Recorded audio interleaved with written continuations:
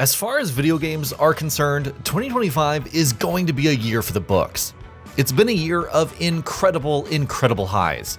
This was the year that we saw a small unknown team take everyone by surprise with their debut masterpiece, Clair Obscur. This was the year where Metal Gear Solid came back, and the year that Silent Hill got its first original entry in over a decade, and it turned out to be good. This was the year that Kojima put out another masterpiece in Death Stranding 2, and the year that Donkey Kong returned to the scene with a literal smash hit. Silksong came out this year, and it was fantastic. Metroid Prime 4 even came out this year. So many great things happened that it almost feels ungrateful to be negative about video games after all of that. And yet, in spite of how amazing the games themselves have been, this year has also had some really dismal lows. And those are all owed to the platform holders who are tasked to be the custodians of the industry. So make no mistake about it, for as successful as games are now as an industry and as a creative medium, 2025 probably marks the year that gaming consoles, long a stalwart and hallmark of the medium, found themselves on shakier ground than ever before. Sony, Nintendo, and Microsoft all variously shot themselves in the foot throughout the year, making it really hard to root for, well, any of them, with the poor and baffling decisions that they kept making. In fact, let's just get this out of the way. If you really want to know which platform holder won this year, the only one we'd feel comfortable talking about without feeling icky and gross about validating some pretty poor decisions is Valve and Steam, who, like every year, entrenched themselves into the hearts and minds of video game fans the world over, and made some major, bold moves that see them in more direct competition with the other three than they really have ever been. Especially with their new hardware announcements, they brought a lot of excitement to their platform.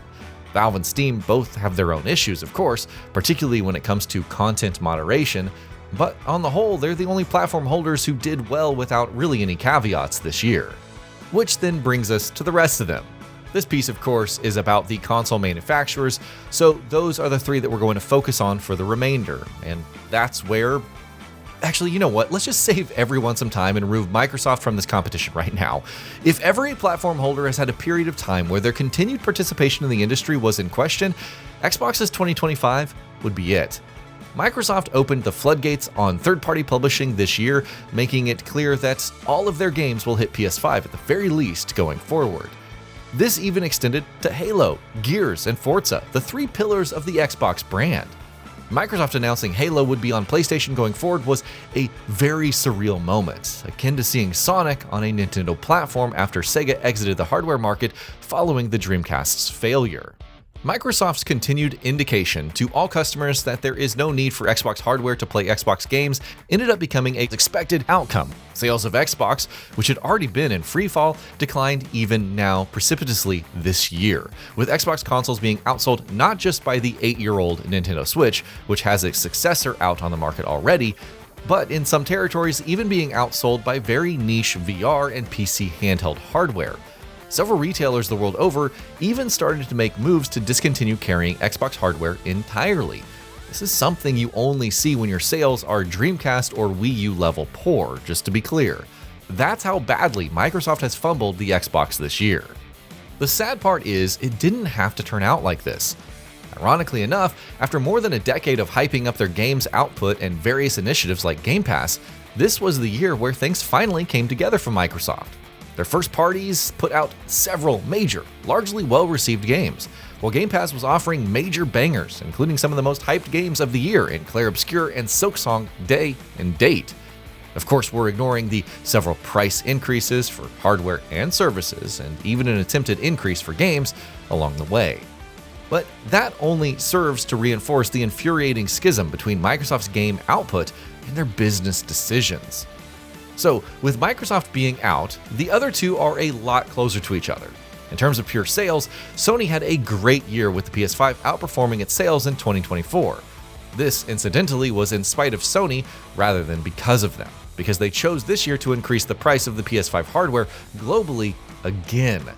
There were some regional exceptions. The US never saw a price increase, while Japan saw a region-locked, cheaper model introduced. But other than that, 5 years into the PS5's life, we are continuing to see price increases, rather than come down as they would in a more sane world. Console pricing wasn't the only thing Sony increased this year either. as PS Plus prices continued to increase in several markets around the world, such as Canada and Australia. Sony also made some decisions that generated concern among their fanbase, such as the decision to release a PlayStation-published game in Helldivers 2 on Xbox. In fact, through the entire year, Sony and PlayStation were marred by small-scale controversies, whether that was poor performance and support for PS5 Pro by several games, or them sending mixed signals about when to expect the PS6 and making no one happy in the process.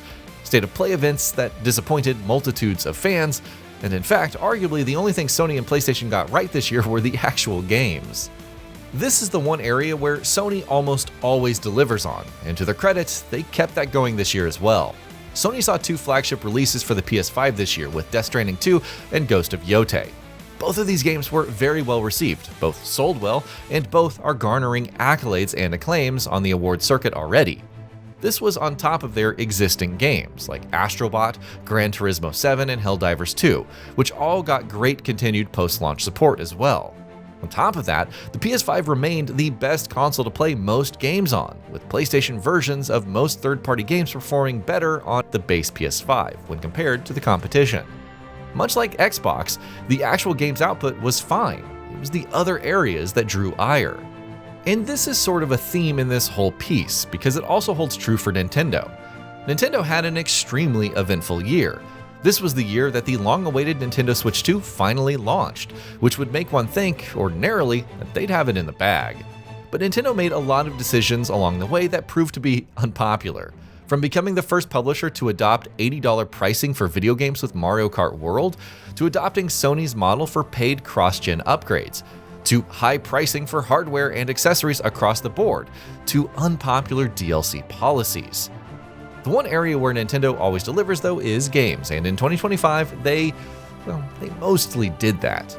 Mostly, I'd argue 2025 was actually an uncharacteristically poor showing from Nintendo on the games front, at least compared to their own standards. They put out several games: Mario Kart World, Donkey Kong Bonanza, Pokemon Legends ZA, Hyrule Warriors, Kirby Air Riders, Metroid Prime 4, and except Bonanza, which is one of the best games of the year, all of these games were disappointing or divisive in some way or the other. I'd argue their outputs this year is still better than Microsoft and Sony because they had more games out and because they have the highest rated games between the three, but it's actually a surprisingly poor showing from a company that otherwise reliably delivers hits. We're also not talking about games like Nintendo Switch 2 Welcome Tour and Drag X Drive, both of which were very poorly received and represented some of the worst reviewed Nintendo games ever. Where the Switch 2 did surprisingly well was with third-party support. Now, over the Switch generation, Nintendo managed to rebuild their third-party relations, and with the Switch 2 being a far more capable platform, and Xbox in particular imploding, it's not a surprise to see that continue here. However, even here, Nintendo has made some baffling decisions, withholding development kits or in some cases even announcements of Switch 2 versions of third-party games. However, in a lot of regards, third parties shone on the Switch this year. Multiple third-party publishers seem to have communicated and indicated that the Switch 2 is part of their multi-platform pipeline going forward. Hell, it was announced Resident Evil Requiem day and date for the Switch 2, which is arguably the biggest show of third-party support the system could have gotten other than GTA 6 being announced for it. And as with the original Switch, indies continue to thrive on this platform, with Silksong and Hades 2, the latter being console exclusive for Switch and Switch 2, being particular highlights. What's also interesting is that for all of the unpopular decisions Nintendo made this year, and there were so many, their performance on the market never slowed down. In fact, it did the opposite and sort of accelerated. In spite of a truncated marketing cycle and a lot of backlash from enthusiasts, the Switch 2 broke pretty much every record in the book for a console launch, selling 3.5 million units in 3 days, something no other system in history has ever managed, and over 10 million units in 4 months, keeping a pace of sales far beyond any other platform in history.